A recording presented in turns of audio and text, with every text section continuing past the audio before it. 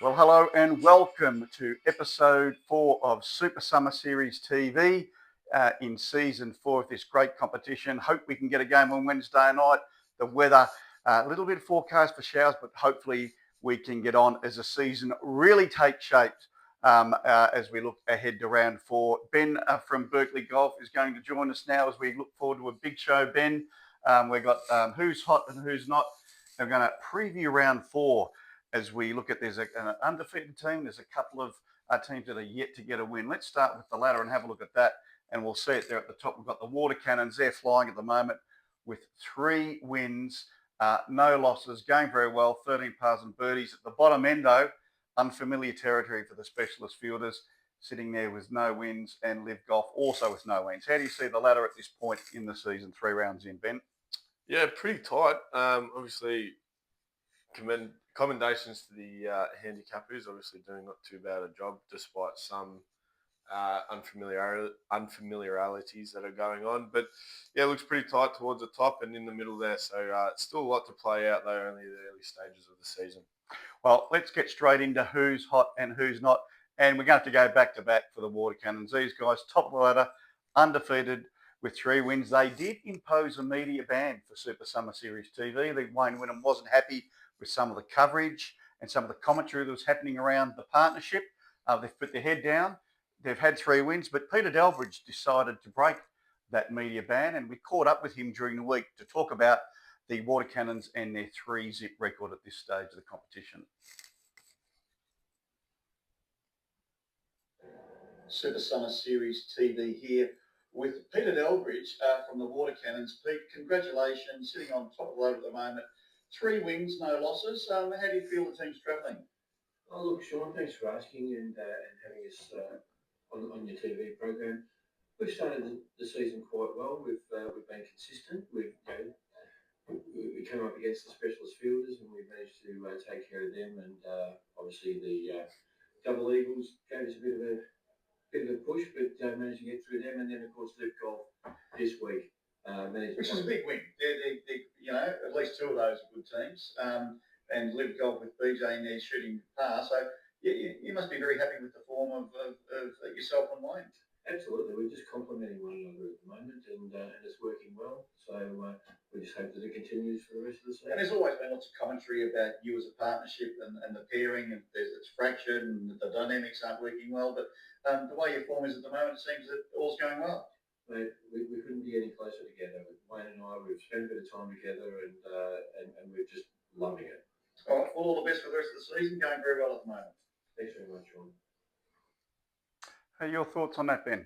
Not a lot of conviction there, particularly about the relationship with him and Wayne. He nearly did a Bon Scott and choked on his own vomit there when he was trying to spit out that they get along well with each other.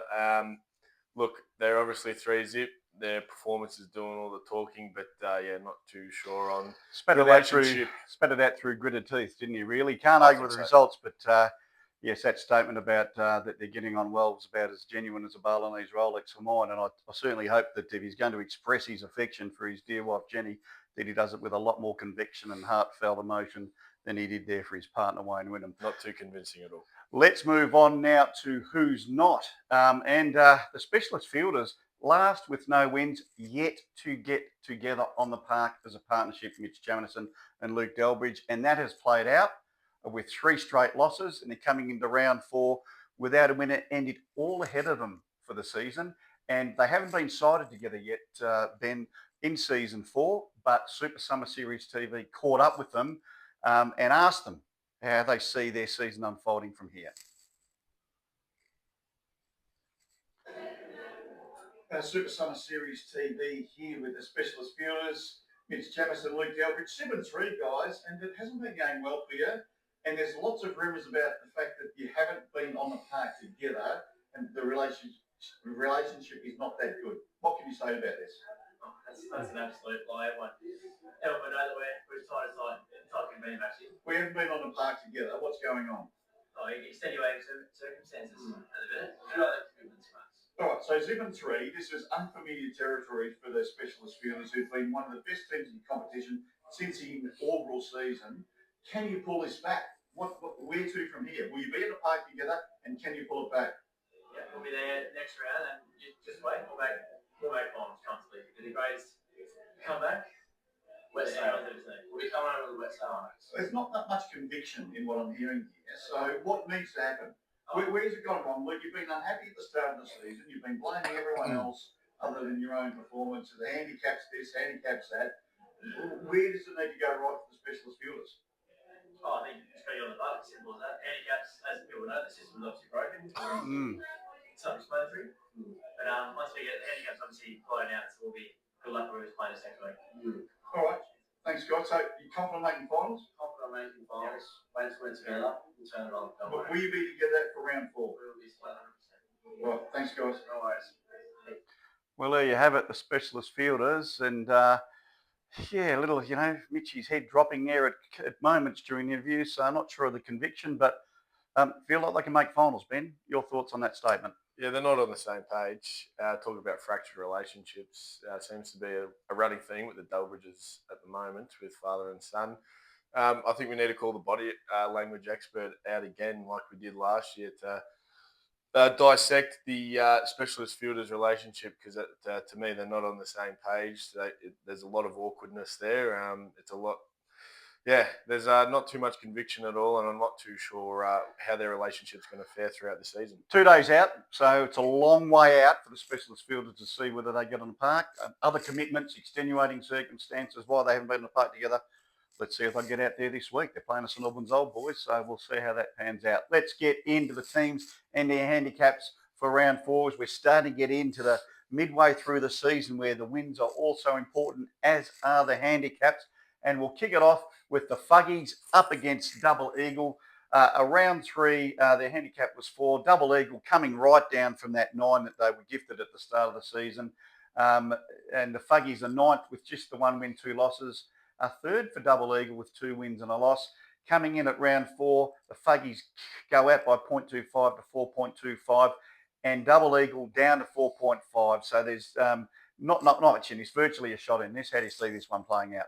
Fuggies win. Double Eagle right for the taking. They won due to poor performances by myself and Luke from Berkeley and Co. last round.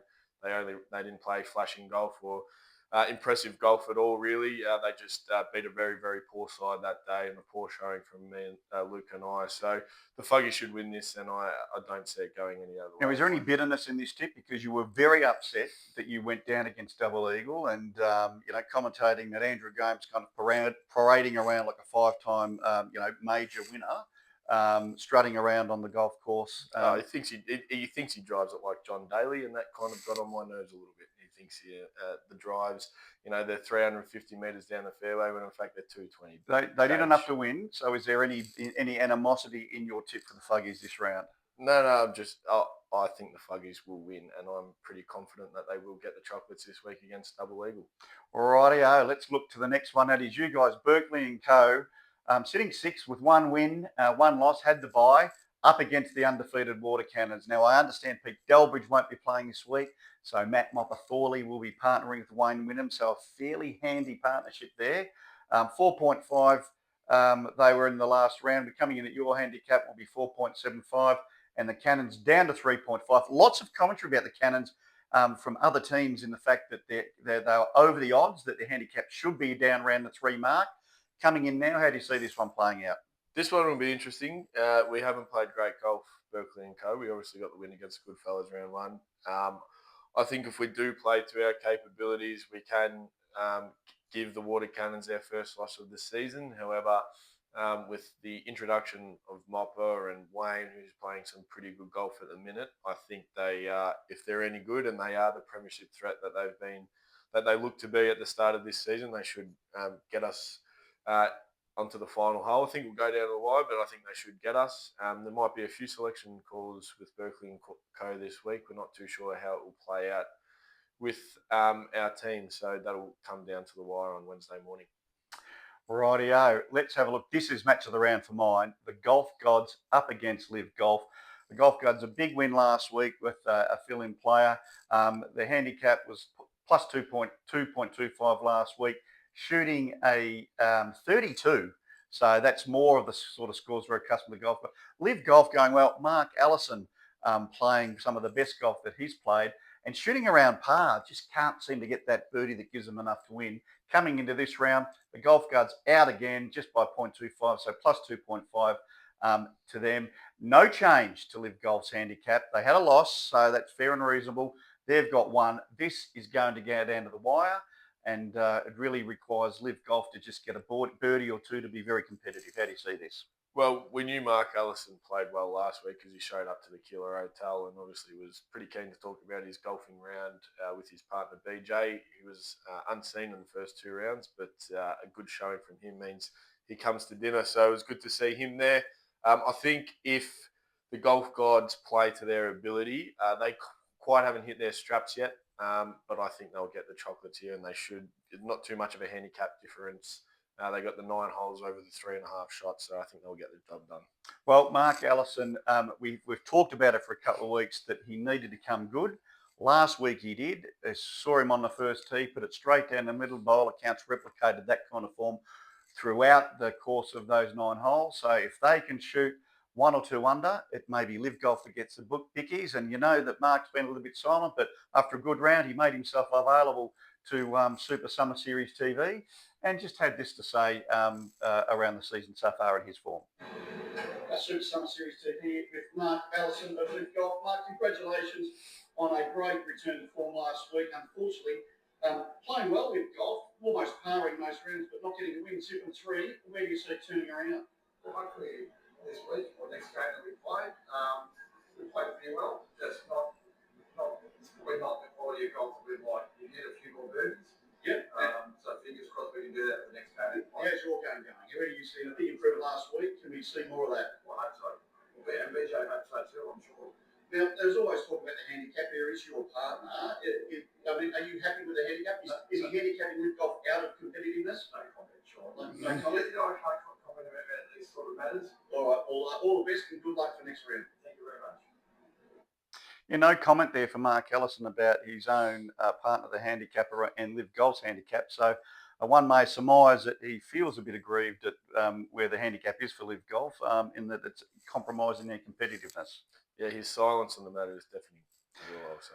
All right, well, he's in good form, Mark Ellison. Wish Live Golf all the best against the Golf Gods. Match the round. Looking forward to the results of that one. We get into the St Albans Old Boys up against the Specialist Fielders.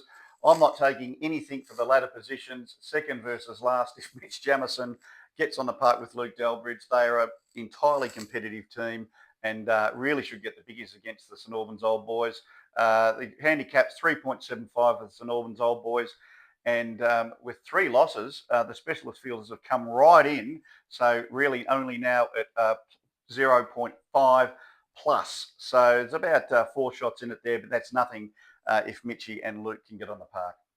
Yeah, if them two play, I think the Specialist Fielders will roll the St Albans Old Boys. We know they can. You can give opportunity to St Albans Old Boys. They like to go around a little bit over par, so they give you plenty of opportunity.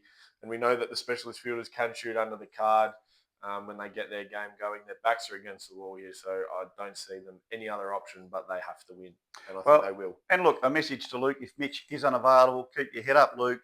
Don't look at the handicap. Just concentrate on playing as good golf you can, and just focus on controlling what you can control, and that's your own game of golf. So, but if they both get in the park, I agree, but I think the Specialist Fielders will get the bickies against the St Albans Old Boys.